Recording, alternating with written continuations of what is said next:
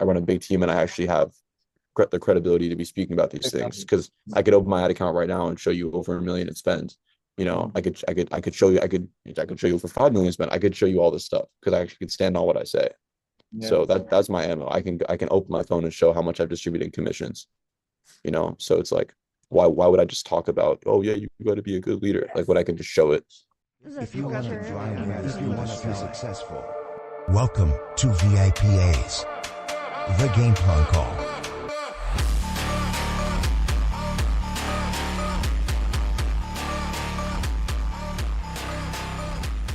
Yeah, man. The first thing I want to know is like a little bit of like I try to explain them like, you're obviously a major disruptor in the space. The biggest flex for you, I'd say is that your age, bro. 21 years old you're 21, right? Right. Crazy. Crazy. I watched me and Samir have been like watching your content for quite some time. And I was telling them the same thing when it comes to like having other agency owners come on here. There's kind of like misalignment in some certain things because like we're not really always singing the same tune. But when it comes to saying, and how you move with your agency, because you also run a virtual organization just like us, right? Yeah. So, there's a lot of alignment in that regard. But first things first, I'm really interested. I watched your podcast with Tristan, who we Mhm. also had on the pod too. Tristan's an old friend of mine. Mhm. Uh, I was really interested in your upbringing. That's the first thing I want to sort of figure out. Because there's no way that, like, I don't know, did you go to school? How are you able to, like, gather all this knowledge to be able to speak the way that you do, or understand the business as well as you do, or understand business in general as well as you do? You come from a family with, like, business background? 'Cause I know you're from Cali, right? Yeah, I'm from Cali. My grandfather was in insurance. My other grandfather worked with Steve Jobs and built Apple. Wow. I don't necessarily come from a business background in terms of my parents, but I'm a very big tester, and I got my insurance license when I was 19. I wrote business for the first few months. I wrote 15K my very first week, and I thought I just struck gold. And after my first, I would say, week or two of starting insurance, completely just really slowed down on producing and started building a lead system and dialer system that I Hmm. could then scale into because I'm a very big believer in doing things that are scalable. Hmm. I don't want to waste my time or energy on things that aren't going to make me money in the long term. Hmm. So for the last 2 years, I've been working, I mean, essentially 7 days a week, 12 hours a day nonstop to build, an insurance team and system. And the amount that I've learned along the way with leadership systems, how to really be strong in the industry and make a lot of money. I think it's an incredible amount of information that I've acquired. Yeah, it's insane, man. You got in the business. So 2 years ago, you got in the business. You were 19 years old. And now what your agency just did about what, 30 million last year? Um, we're doing 2.5 million a month. 200 million. Wow. That's insane. There's absolutely the amount of time that you space. So like in terms of like, so what would you say contributed? Because I think I DM'd you about this too. Like, what do you think contributed to you being able to fast track your growth, getting your entire organization bought in, and then obviously because you're talking about lead systems, right? Mhm. It's like obviously lead flow is cash flow. We Yep. talk about it all the time. Um, Talk a little bit about like how you made it make sense for you like financially. Obviously, were you doing like 100% lead assist or like were you Yeah. okay? So I try to build a system that gives the most value to people. Mm-hmm. I'm a big believer in giving value, and it's the same thing when you're on a sales call. You want to give enough, you want to build value in the product that you're pitching, whether it's a $20,000 burial program or it's a $40,000 plan or it's an IUL or whatever mortgage protection. You want to build value in the plan so that it makes sense. And when I was recruiting agents and trying to build my team, I want to do the most that I could possibly do for my guys so that it makes sense for them to, work with me. Mm-hmm. And I mean, there's a few ways that you can provide value in the insurance business when you're trying to grow a team. Um, you can do it through leads, obviously, and so I made it a mission to figure out the best lead sources. And I think a lot of it is just strong leadership. You want to be able to be the person that people look up to. You want to embody the traits that you're going to expect from other people. So, nobody wants to listen to somebody or be led by somebody who didn't succeed in the industry, who didn't write business. I've trained tons of agents because I've produced and I've taught people how to train people because I've done the training myself. So I make an effort to, really embody the things that I demand of people. And also I put people before me. So I think as a leader, as a manager, I think that you really like the winning mindset in this industry is make sure that your people win because when they win, so will you. Yeah, no doubt, no doubt. And in all aspects too. That's where people I feel like in this day and age, they get it twisted because like leadership is thrown around a lot, like in this industry as a whole. Like people talk about, I think because you just brought someone into the business, now you're deemed to be a leader, or you've produced, and now you're deemed to be a leader. But in actual fact, there's levels to this thing. The habits, everything that you do, even when you go out in public, you go sit down at a restaurant, you got to kind of think about how you're going to approach yourself in public, because even like a ill reaction or a bad reaction in public could come back and bite you within your organization too, right? And people, you Absolutely. know what I'm saying?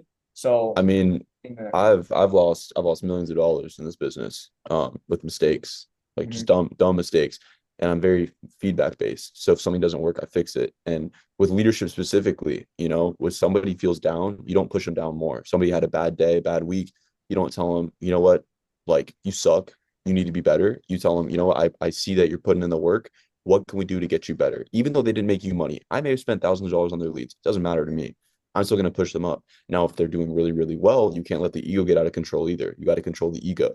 mhm, So, you're doing a really good job right now. Keep going, but make sure that you understand, hey, we're not where we need to be yet. mhm, So, leadership is a lot about balancing kind of the way that you handle your interpersonal relationships with the agents in the business.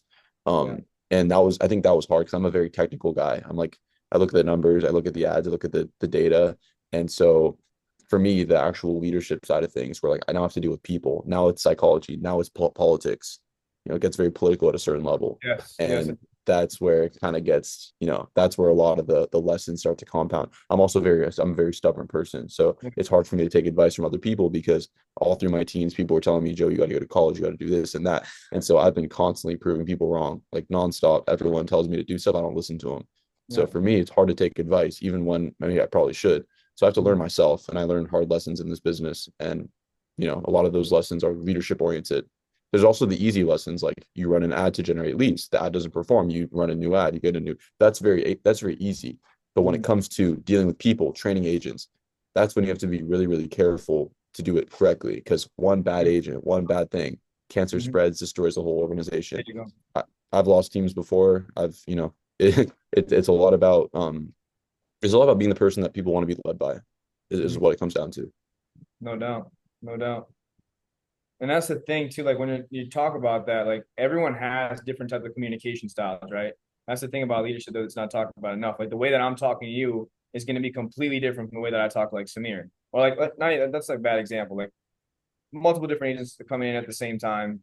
Some of them are like more hands-on learners. Some of them are more like visual learners, right? And being able to like adjust our ways to be able to help them better is extremely important. Now, let me ask you this because you brought this up a few times now. Um, you say that you are very bad at taking advice from what you said, but you are good at taking advice. Would you say that that's like one of the biggest mistakes you've made, like in your time in the space, or what would you Hmm, say are some of the biggest mistakes you've made that other people could like learn from? that's a good question. The biggest mistakes I made, I would say, it's a very good question. So I'm rebuilding, I would say, for the third time right now. Um, my first team in insurance that I built, I lost it because I was doing everything incorrectly. Like just didn't know how to do anything, scaled way too fast, didn't know how to run the systems. I was 19 people. I mean, it was just not good. The second time I lost it was because we were running a lead source. We were running live transfers and call center leads, which are, in my opinion, they're hard to work because the persistency in them is naturally so low because they're getting fronted by a foreign person, and so there's a lot more dementia, it's a lot more guaranteed issue, and it led to a very big crash in my Mhm. entire team in my organization when I ran that lead type. Now I run full internet lead, so it's different. I'm rebuilding for the third time now. I've been hitting consistent amounts of production, but it's been really building my top layer of guys. This is something that Mhm. Patrick Bet-David said that I think is really valuable. You know that you've won in the industry once you have a loyal group of 10 people who will follow you no matter what. And once you have those 10 people, that's when you've won. And so biggest mistakes that I've made, yeah, I think not taking advice is something, but it's a gift and a curse, you know. It's good and bad because if I took everyone's advice, I wouldn't be where I am right now. I think a lot of it is about selectively choosing what to listen to and what not to. Yeah, right. And take qualified advice, but then even so, man, like taking unqualified advice isn't always such a bit, because like most of the time when new agents come in, most of them aren't really qualified, right? But we still need to be open enough to be able to listen to them and hear like their points too, right? If they feel like there's gaps in in performance, they feel like there's sort of additions that can be made so that we could contribute to the overall growth of the organization. Being able to humble ourselves and listen to them is extremely important as well. Now talking about leads, right? You said that some of you had to rebuild 3 times. And first of all, I want to say this, man. I'm not trying to like butter you up, but it takes a great deal of humility to be able to come on here and say that you've had to rebuild 3 times. Most people are trying to brush that under the rug. They don't want to talk about that. But the fact that you are open about it, kudos to you, man. Now, you said leads were obviously contributing to you having to rebuild, and you're seeing your great test now with internet leads is around. So Yeah, generally, if like Facebook or Facebook, other kinds of internet leads, Google. Yeah. okay, gotcha. And like, are you guys doing like you guys have a marketing team that's like fully taking care of this stuff, or are you the one who's like managing all the ads most of the I'm time? in the ad account for sure. I'm spending 250,000 a month on leads. I have a team as well that manages it. I have a team who does a lot of the creative, so I'm very involved in it. It's one of the, I mean, this business is basically 3 areas. It's recruiting, it's systems, and then it's leads. So it's recruiting, systems, and leads. And the systems are basically what tie the recruiting and the leads together. The systems are what allow the leads to be converted by the recruits. Because if you have a weak system and a bunch of leads, it doesn't matter. The system is going to be the training, the system's going to be whatever dialer you use, retention protocols. So systems like the glue. And then you have the recruits. You have like one end where it's the recruits, then you have the leads, and the system just kind of like turns the leads efficient. The other thing in this industry that I think is very important is it's really a test of who can outlast everyone else, because there's so much residual income, there's so much money on the back end that you receive, and so it's like if you can outdo everyone else and just stay in it longer, like beat Yeah. everyone else and just keep at it, it starts to pay off. I'm starting to see it after 2 years, or not 2 years. I got licensed May 2023, so it's like 18 months, year and a half. But yeah, you start to see the money on the back end, and then it starts to make sense. But it's a hard industry to be in. But it gets better. Like it compounds more than any other industry, right? Because you can go work a job at like Goldman, you could be a private equity, whatever you want to do, and there's a very clear path to success. Like within 10 years you make 200, within 15 years you make this amount, and that's easy. But if you want to get to a point where you're making a ton of money, insurance is great, but you just got to outlast everyone else. That's the way I look at it, because it's hard, especially at this level. As I deal with a lot of problems every day. My life is not fun. My life is not fun. I spend 250,000 a month on leads. I have problems. I have lawsuits. I have everything. It's difficult. It's not sunshine and roses, especially now. I don't have my life like free right now, but that's fine. That's like the sacrifice that I made, and it's worth it because I want to build something huge. So it's just like, what mindset do you have? How much are you willing to endure? How many times can you get slapped in the face and keep getting up? That's the truth, man. That's the truth. 93% of agents turn off that third year, you know? So like, let me ask you this, like what kind of winning, sort of like systems who's like basically in terms of like leads, right? Like 250,000 on leads is a lot. So like, are you spending all that money on leads yourself? Hmm. So no one on your team pays for leads most of the time? Like, 'cause I know I thought I there was have a, I like, have a hybrid model. So I have high comp. So agents can do free leads at low comp or paid leads at high comp, and they can actually merge both because we have an LOA commission structure. So if they want to write paid leads, then they can get the high comp on their paid leads, and there's a backlog of free leads for them to dial as well. So they can do both at the same time, and they mark the deal as either paid or free, and we monitor that and pay all the commissions on it. would you be comfortable with talking about like comp model or Yeah, sure. if you were Um, someone like LOA, what would you put them at? Like if they're on like lead assist. okay, so we start agents at standard 70, 75s. Comps go all the way up to 120, 130s, just standard stuff, right? Same with FFL does, it's normal. If they're on free leads, they get half comp. So they go from 70 to they get half that if they do a free lead. But my system, that a way that I do it is like I want people to use the free leads to generate referrals and upsells. So like they'll sell a free lead, right? They'll get half comp. That's not great. But if they want to upsell that lead, they want to sell them another 10,000. That's full comp. They sell the wife, full comp. So I like to use the free leads as a portal to higher quality leads. And eventually we have a dialer where they build a lead pool. So they build their referrals, they build their lead pool using the free leads. So they don't have to come out of pocket for leads. Now with regarding like the higher quality leads, I mean, we sell Facebook leads, we sell Google leads, internet leads, everything. So if they want to work those, they can do that at full comp. And then when they go submit the deal in our CRM, it hits Discord and the CRM will track all their business. So when we pay out commissions, we can see, okay, they mark this deal as a paid lead. We'll check their spreadsheet, make sure it's a paid lead. Boom, send the commission at full comp. Oh, this is a referral. Great. We'll confirm it, send the commission at full comp. And so, I mean, it's good for new agents because they don't want to pay money a lot of times upfront. So they're fine with a commission cut. And then as they get better, build skill sets, they can eventually transition and do a more paid model if they want to. Right. No, I like that. Yeah, we have a similar sort of model here. It's just like we try to transition people off of it to be able to like start buying their own leads. It's kind of like a disservice to them at some point, which is similar to like what you're doing too. You obviously don't want people dependent on it over time, right? So that's crazy. I just want people to make money. I just, Yeah. at the end of the day, people gotta make money, people gotta win. So for me, it's, I put the success of my team always before myself. I don't really, for me, it's more about growing a foundation. And I mean, I'm growing a foundation in several ways. The first way is the book of business, right? So I have a book of business that's continually growing, which in itself has value. Number two is in my team. So my payroll, my guys, my agents, like that's all a foundation in itself of people who trust me, who I'm building. And then the third foundation is knowledge. I think this is the most important one. I could lose everything tomorrow. I could have the whole thing wiped tomorrow. Wouldn't even, I would just fucking, sorry, excuse my language. I would just, wipe it off my shoulder and just keep going, get right back after it. It wouldn't affect me, you know?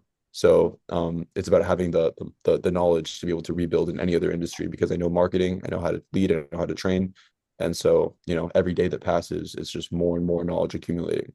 Yeah, that's well spoken, man. I'd say right now, you see all these interviews of like, highly successful individuals, being like, spoken to like in this. You see like that guy, what's that guy's name? Who goes up and asks people, what do they do for a School living? of Hard Knocks. School of Hard Knocks. Yeah. Yeah, this guy. He goes up to people, and the first thing they always say is like, he always asks them the question is like, if you were to lose it all today, would you be able to make it back? And that's a bit. I was talking to someone Easily, same thing because you easily. got the mind. This is the most expensive thing we got. Yeah. The most expensive thing we got. I tell the agents this all the time. It's like if the grid shuts down, right? We lose internet, everything. At least we can go knock doors. At least we can go send in, paper apps, right? And that's why we emphasize so much on like MBS and making sure that our habits are in check.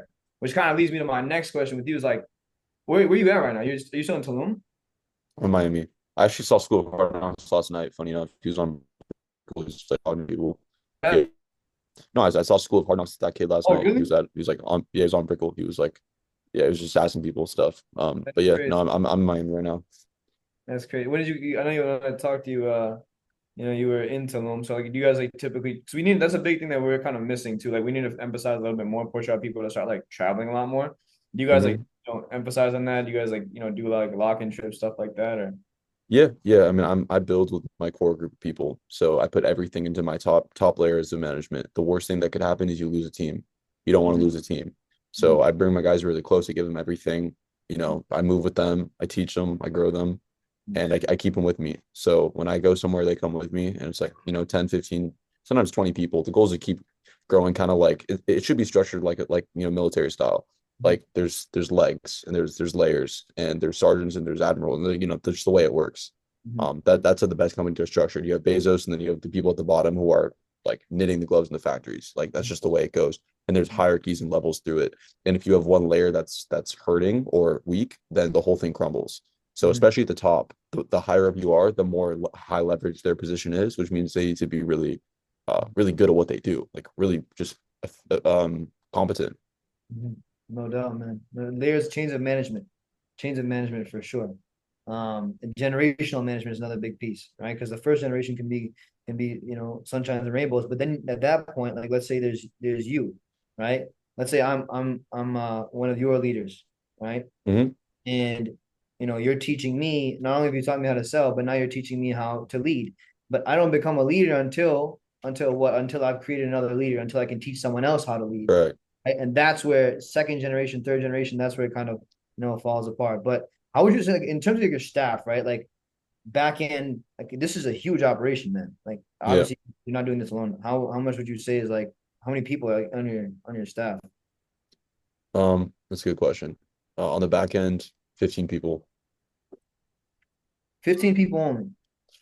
Yeah. I mean, yeah, 15 people. I mean, there's a lot of them is VAs, and then I have a couple marketing guys.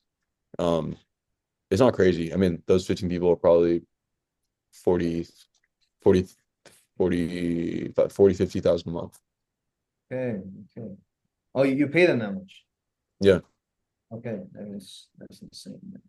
You see, what would you say like in terms of, because like I said, it's a huge operation. Like you're spending 250,000 on leads, 50,000 on your team. Like you're leaving a lot. Probably, I mean, probably still you obviously have to be profitable, but how much would you say you're like really living on? Like, are you living on like a majority of your income, or would you say that you're more of a minimalist in that regard?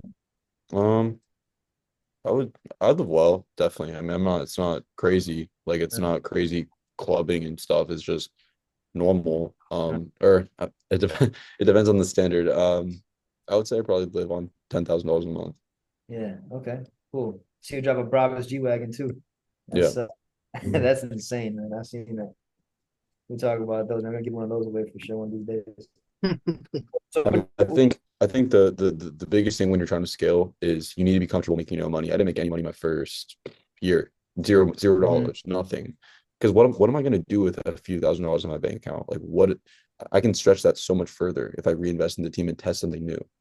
And I can use it as an experiment. What am I gonna do? Use that money for? It will make me more money. I don't want to let the bank make money. I want to use that money to grow something. Yeah. So whether it's some sort of experiment, I fly somebody out, I meet with them in person, I train them from scratch, I bring them with me, I build something, I try a new lead source. I pay for anything. There's so many ways the two things you can use to grow are time and money. Like that's really all that you have. Those are the Wow. things that you can use. So Yeah. your time is obviously, yeah, you're gonna put your time into stuff, but you got to put money into stuff too if you want to grow. Um, at least grow independently. Yep. That's the rocket fuel, man. You need that. Need that for sure. Like what? So you talked about military style too, right? So like, in terms of like, how do you guys do like vision cast, like goal setting? Do you guys do any goal setting whatsoever? Like, or just is it just you bring someone in and then you give them some leads and then they're at the will of their own mercy? Or how do you guys hold people basically accountable, or do you guys hold people accountable? Yeah, I Like mean, schedule. so yeah, schedules. Everyone has to work 30 hours a week. Otherwise, we cut them. I don't want part-time people personally. Um, How do you we track do. that? You track that Yeah, shit. that's a very good question. We have a dialer that tracks all their information. And then they send schedules in the morning. My managers are good. They track it. We have a virtual office where everyone dials in. Um, yeah, that's how we track it. That's fire. Even for people who are paying for their own leads. If they pay for their own leads, is different.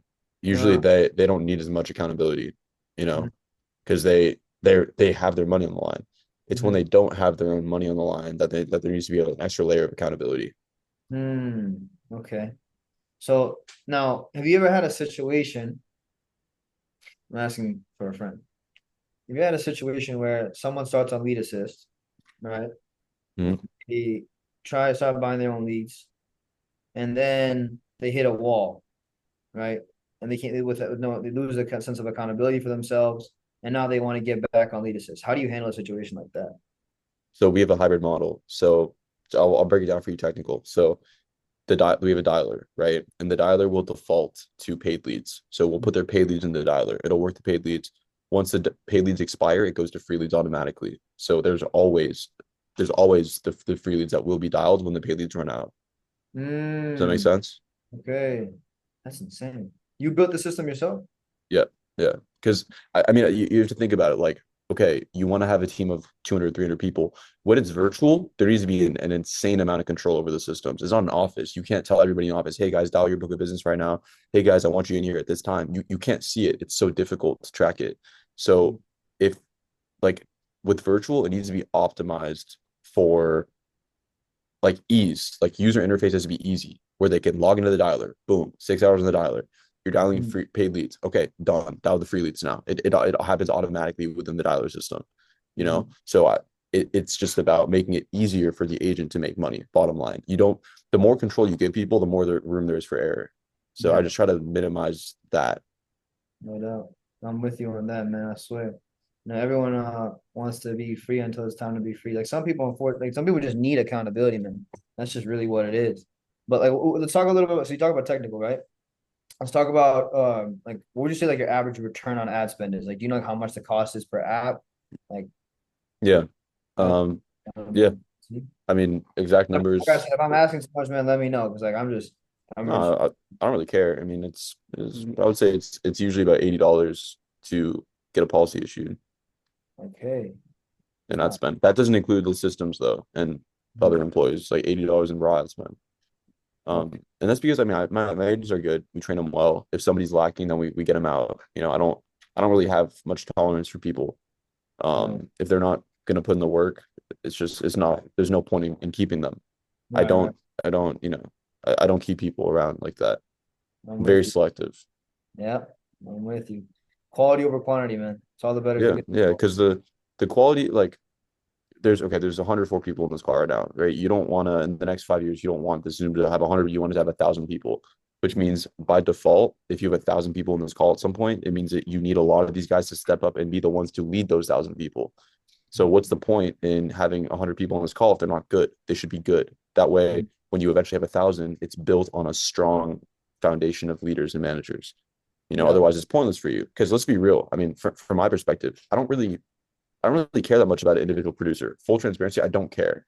If you can come in and write $8,000, like it doesn't matter to me. I want to build with people who want to grow, want to be here Mhm. for the long term, have their head in the game, want to expand, want to become something that's significant. They want to be extraordinary in life. So Yeah. for me, that's what I care about. So I don't, I'm not going to compromise having a producer around who's just producing and bringing no value to the longevity of the vision if if I don't think they're going to be with me in 2 years. Yeah, no doubt. My question is though, how do you keep them with you in 2 years? Like what? So like, how do you? What's your plan to like? So what was it? So you've obviously, what you explained to me. Obviously, you've had to rebuild 3 times now. So now, what's Yeah. the plan to? Like, I'm sure you've learned a hell of a lot in that time. Like, what's Well, the plan to sort of start retaining more well, people? let me clarify something, right? So every time I rebuild, I keep more people. Okay. So Mhm. when I rebuilt the first time, I had my 5 best friends from high school who I still have. I Mhm. never lost everything. I've never lost my entire team because I've always built managers strong enough to be able to resist Mhm. the wipe.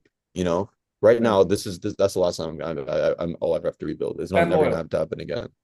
Gotcha. Yeah, yeah. So, and it's because I build strong managers. I have 20 people who will die by what I say. They'll do Mhm. whatever I say.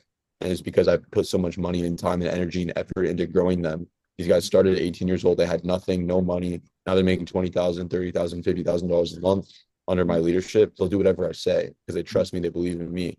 They're here for me. So I don't need to, they could lose all their agents tomorrow. They're still with me and what we would rebuild it back together. That's why I say, yeah, you need the militant kind of aspect of it. Yeah. And yeah, I mean, the way you keep agents, you give them enough value, you have strong leadership. I think leadership is the biggest thing when it comes to retaining agents. It's the biggest thing by far. No doubt. Systems are good too, but PHP was built on, strong leadership, not on systems. They don't have systems. Start with 30% comp and then you can grow from there.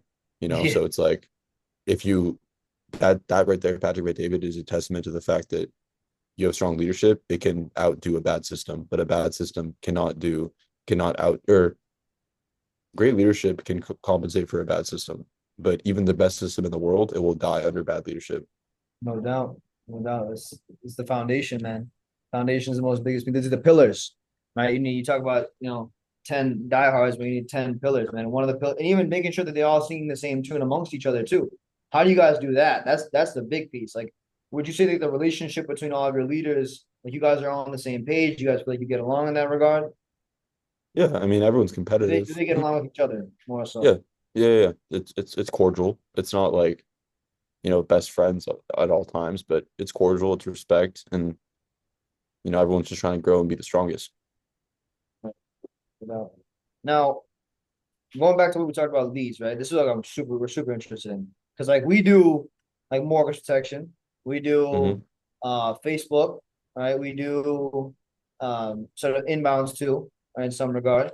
Hmm. But have you found that like people on lead assist programs make more money than the people that are paying for their own leads? Paid And leads what? always make more money. They make more money because they get full comp and because they're better agents. So paid Mhm. leads always make more money. Yeah. No doubt. That's the thing. Got a good leads though. You gotta know how to run like really good ads. And like have a really good Facebook ad strategy. That a lot of people don't know. Like I've when I look in the ads library, nobody knows how to do it. Like they really don't. People are doing flashy ads, they're not good. Like that's a whole nother conversation about how to run good ads, but that's the real sauce. That's the real sauce. That's the backbone, man. I know Hormozy talks about it all the time. Hormozy's picking up so much traction now. Everyone's like following him and taking up his advice. What so like I know you guys have a dialer too, right? I think we talked about this. Yeah. Right. So I think we're almost you have to get up out of here in like 15 minutes, right? So I'm actually good, but yeah, go far? ahead. You're good? Yeah, I'm fine. I had Okay, a call before this, but I have nothing right now. cool. Let's run it, man. Let's run it up to the end then. Because I know some people are gonna have a lot of questions for you at the end. So Yeah, usually I'm happy to to. but let's do it. So when we talked, I know dialer is a huge piece, right? Obviously, speed to lead. Speed to lead is the most important thing. So like, do you have when an agent comes in, do you have like an agent? Like I said, recently we just integrated with a dialer too. So Yep. do you have an agent pay for all this? Like obviously they pay for the license, they have to pay for the course, all that stuff. But do you have them paying for like the dialer systems and the CRM? No, they pay for nothing. Really? Okay. Yeah. Okay. You want me to answer these questions in the chat? I can answer all this stuff real quick. Um, Yeah. what does the dialing system look like? We built it on Vici. It's a white label dialer, so it's fully built in-house. I have a team that does that. And it's so basically we take an agent, we plug in their states. If you have 7 states, it only dials outbound dials on your states. You take only inbounds on your states. So it stays separated, obviously. It's multi-line, it's predictive, so we can adjust the number of lines that it's dialing at once. Time to first call depends on how many states you have, but usually it's less than a minute. And you're talking about like 30-second increments between pickups. And we have kind of sort of levels to our leads. Like the better agents will get better leads, obviously, and the worst Or agents who are new will be on worse leads. We have drip campaigns. That's something that we do outside of the dialer. So we'll have paid leads that are dripping into spreadsheets outside the dialer. They'll get a text message and everything when the lead hits. okay, I see. And you built this entire thing by yourself, which is crazy. Yeah, No. I mean the first step was building the lead funnel. Like it was really just all about generating leads. And then I actually got on a Go High Level support call. I don't know if you guys know what Go High Level is. Yeah, And I yeah. hired the guy who was helping me. I was like, how much do they pay you? 2.7K? Okay, I'll give you 3K. Come work for me. Because he's a genius with Go High Level. So I'm like, just I'll pay you more. Now he's been with me for over a year and a half. He's my number one guy. Um, and How yeah, long was so he with Go he High built all Level? the text automations. What was that? How long was he with Go High Level for? 2 years. Jeez. Okay. He's a beast. He's the best. Yeah, so there's drip campaigns and our leads just come in cheaper than everyone else's. Like, that's why I can sell them for pretty cheap, like pretty cheap prices because we have a strategy that works for lead gen. One call closes, I would say if one call closes, ideally, yeah, 100%. Like always go for the one call close. And if you're gonna set a callback, then make sure that there's a reason for them to call back. Like there should be at least you get them to price and you solidify the callback really hard. But Mhm. ideally, one call closes. And how's this distinguished from people paying for their own leads versus leads provided? I don't really understand the question. If You they, just yeah, you think I think you already answered the question. It was about, taking on the spend for the dialer and stuff like that, but yeah, right, you guys already take care of that, which is good. Now that goes for everybody, even if someone, so like let's say someone is not on lead assist. If they're mhm, not on lead assist, and if they are on lead assist, they're still not taking on spend for CRM, not taking on spend for dialer, any of that. yeah. They pay for nothing besides the leads. Yeah. That's huge. So what would you say is, I know both of us are 100% virtual, but now what would you say? I think we both agree that the hardest part about being virtual is everyone wants it until like they got it. And then now we have to like be the ones to hold them accountable. So how do you like hold your team, like keep your team locked in and accountable? How do you keep them like locked in that regard? That's through the managers. Like you can't have the top guy monitoring everybody at the bottom. You need strong leadership. It's all leadership. Break If that somebody down. so I run my distribution through about 5 or 6 people right now. I could add more later, but right now 5 or 6 people. These are my day one best friends. Wouldn't leave me for anything, right? And then their leaders are really solid guys as well. So, and a lot of the distribution runs through the third level managers. So not my direct guys. It's me, it's my direct guys. It's through their managers that the distribution runs through. And these guys are very solid, you know. So because they're solid, they have a team of 12 people. They're calling every one of those 12 agents. Like, where are you at today? You put in your 6 hours, you know. It can't be me. I don't have time. I don't have the bandwidth to do that. Of course not. So it's about having it's about when you have somebody who's coded, when you have agents coded to a certain person, that person needs to be good. Like they need to be able to lead relentlessly, outproduce them. It needs to be a proper hierarchy. Humans, we naturally assimilate into hierarchies always, at all times. So at every point in history, like it's always we naturally assimilate into hierarchies in everything. Team captains, we'll look at anything where there's a large group of humans, there will always be a hierarchy. And so the more properly that hierarchy can be assimilated, the more each layer respects the other layers. I mean, just the more smooth your organization is. But when kingdoms fall and like things are get destroyed, democracy is destroyed, it's because the leadership at certain levels is weak. When there's coups, when things are overthrown, it's like it's all a leadership game. So that's what it's just, yeah. Oh man, you're speaking the language. And the thing is too, like when you're running it this style, right? When people are abiding by a schedule, when they're abiding by standards, it's easier to project. It's easier to be able to plug and play, right? Like new provisions come to fruition. Lead sources, like it's easier because you know every day these people are going to be working 6 hours a day. It's easier for you to like roll out new sort of initiatives. So that's huge, man. But now talk about this. Talk about leadership. Let's talk about promotional guidelines. Like, how would you say, like, how does someone like level up in comp? Like, talk about like the numbers. You have like numbers, outputs, and like that. I have two level. I run an organization based on building managers. If somebody comes in, I want them to lead a team. I want to build them. I don't even make you recruit your friends. Like I will just build the team for you. But I want you to come in with the mentality of dial for a while, get really good at it, and teach people the skill. That's what I care about. So when I bring people in, I have two levels for the new prodigy agent, then I have a brokerage agent, and then every level afterwards, there's like 5 or 6 of them. It's all leadership levels. So I don't build this full transparency. I don't build a system where I'm going to give you 120% comp as a producer. I don't care about that. It's not something that I care about. I want to incentivize my leaders. I want to build strong leadership and get these guys at the lower levels eventually up the ranks. Hopefully that makes sense. So long story short, I run a captive model within a brokerage. I run an AIL model, but within a brokerage. Long story short, and it's better than AIL. You know, it's probably, I would think it's one of the best in the industry. But that's the mindset of it. It's like we're building leaders. I want to build people to make money long term. You're not going to become a millionaire dialing leads, unless you like writing crazy big annuities and stuff. You're going to become a really strong, really wealthy person if you can teach people the skill and build residual income off the production from your team. You think anybody can be a leader though? No, they can't. The company's built on producers, 100%. The company's built on producers. That's who writes the business. But it's built on the producers, but it's kept alive by the leaders. That's the thing. It has to be, man. And there's 3 different types. There's key holders, there's managers, and leaders. Right? Key holders are just. Well, let me ask you this too. How do you identify if someone's like gonna do? It's like a vetting process to get someone into leadership, or do you just like, okay, you bring somebody in, you're a leader now, like let's get you trained up on how to lead? I'll notice it from the start. I teach my guys to notice it. It's the people who are just the best, like they'll naturally take towards, you know.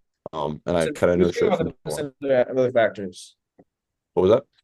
The best in producing only, or the best in like, helping other people, things like that? What does the best look like when it comes to establishing a leader within your organization? Are you willing to outproduce everyone else? Are you competitive? Do you really want to win? Like, do you have a winner mindset? Do you want something more for yourself? Will you live up to the expectations that you set for yourself? Do you look the part? Like, do you like clean yourself up well? Or do you kind of like, do you not look good at all? All these things really matter. Nobody wants to be led by somebody who just like looks terrible. These things are like, I mean, it may sound bad, but that's just the truth about it. You don't want to be led by somebody who just doesn't look the part. It's just the truth. So, I mean, all these things I look at, I'm like, okay, so this kid, he comes in, he wants it. He's writing business. He's producing. He wants to make a lot of money. He comes from a good family, like, I look at everything. I'm like, okay, this is a kid that we can invest into, because you can make multiple, people think that you can only gamble with your money. You can gamble with your time too. You put a lot of time into the wrong person, you're taking a gamble every second you do something. It's all a gamble because it's an opportunity cost. So if you're gonna place a gamble with your time, place on the right people. So when I bring in my good guys, like I run a team that does 2.5 million a month. I'm bringing in my friend who's dropping out of Duke, and I'm going to train him from scratch. Like it's going to take me hours, maybe even like tons of hours, dozens of hours. I could make I can make a lot of money in that time, but I'm going to put in those hours. I'm going to get my boy really, really good at dialing, and he's going to be one of the best leaders on my team. I mean, and that's a gamble that I'm willing to take. It's a risk I'm willing to take. I'm down for that, And there's other gambles that I won't take. I won't get on an hour long call for no reason. I just no point. I don't want to gamble with my time like that. It's a risk. It's stupid. But I'll put 100 hours into developing the strongest manager on my team from scratch, even if there's a chance that it doesn't work. There's a chance that it's one of the best ROIs of my life. Yeah, that's real leadership, dog. That's real leadership. You know.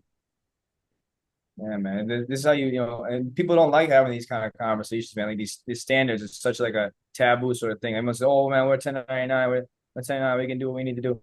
But I mean, what's your response to that when people start talking about their 1099? Like, and they think they can run the show their own way. Yeah, I mean, you can go to you can go to some other company that doesn't care. Like I'll release contracts. I don't hold contracts. It's like You you don't that's yeah. facts. Yeah, you don't like it. You can go write business somewhere else where you're not going to be held accountable. I'm trying to run a business, not here's a contract and I'm going to go, chill.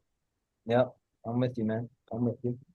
So like, do you have like a threshold for people to like, so obviously I don't know if you have like PTO, if people, someone's gonna like, what if someone like drops like 20, 30K, regardless if they drop 20, 30K, they still got to log on and like for 6 hours a day if they're getting their leads paid Yeah, for? they have to hit their hours. In order to stay in your organization. What would you say your churn is? Let me ask you that. Would you be comfortable with saying that? It used to be high because they didn't know what I was doing. Mhm. Now it's pretty low. Okay. You be Yeah, willing. I don't know an exact percent, but I retain basically everybody that I bring on now because I'm selective. It's fine. I see your marketing is crazy too, bro. Like on Instagram and stuff.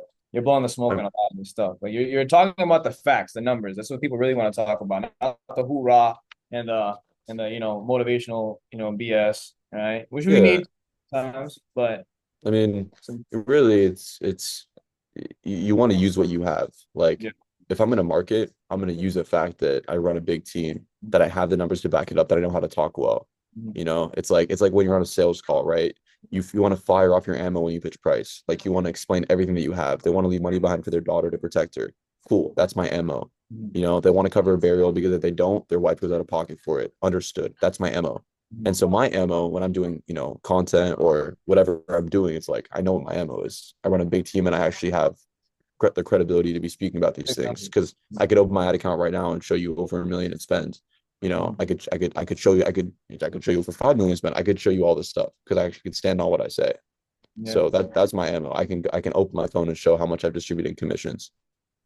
So it's like why would I just talk about, oh yeah, you got to be a good leader, like when I can just show it. Yeah, there you go. No, people lie, numbers don't. Yeah, Before we wrap this up, man, I know I think we're opening up for questions here in a minute, but last things, I know, we got a lot of new agents here, a lot of people who are about to get released, a lot of people who are sort of doing discovery within our organization. What kind of advice would you give to them? Like just agent advice, not like leadership advice, but agent advice would you give to them? You gotta take every call really seriously. Like really just it's you just gotta it's hard for me to give exact advice. Like you just gotta work really hard and dial really well. I don't really know what else I'm not gonna sugarcoat it. Like I'm not gonna say, yeah, this one, people love like little tweaks, like this one thing's gonna make you all this money. It's like no, you just gotta dial all day every day and be really good at it. You'll make a ton of money. That's really all it is. Yeah. I mean, I can go into specific dialing strategies that I've done to make me successful, but Yeah.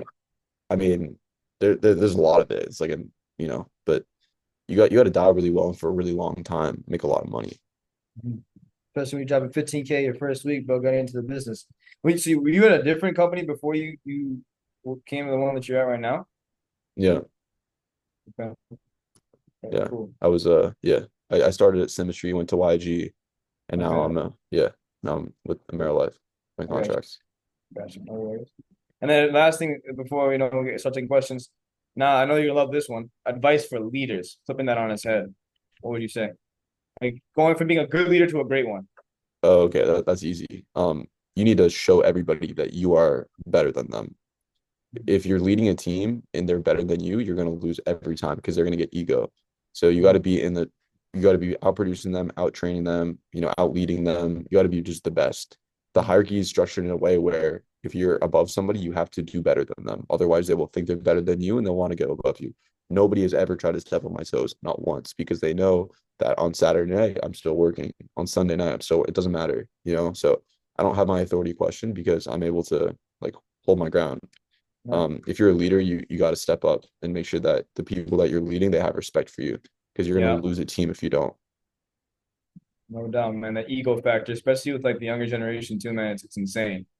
Being a lot of younger talent, they're hungry, but that ego gets to them. You're young and you're making all this money. It's not easy, but that's a I would huge. get annoyed if somebody's making money on me and they don't deserve it. I would get annoyed. Oh Everybody in yeah, here, look, I mean, everyone is like, you guys are not, oblivious to the fact that whatever comp you are, there's a lot of extra points on the grid that's going to somebody.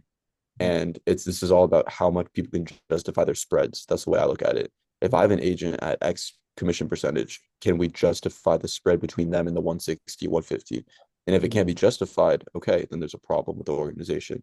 So I make sure that I justified, and every leader that I have in the hierarchy, they're doing the work, they're doing the workshops, they're outperforming their guys, they're showing that they deserve to be in the position that they're in. Otherwise, it's unstable. no doubt, no doubt, man. Joey Schwartz, man, I appreciate you greatly. I think we're gonna wrap this one up, and then we're gonna take some questions here. But blessings, man. Seriously, you dropped some gems in this. I think this is gonna go viral for sure. Because I don't see you on doing too many pods, man. So I know you're a hard man to get in touch with. So I appreciate you. But other than that, though, guys, we'll open up for questions here in a minute. Like, comment, subscribe. This is gonna go on our YouTube here in a minute. Other than that, man, blessings. Appreciate you. Pleasure.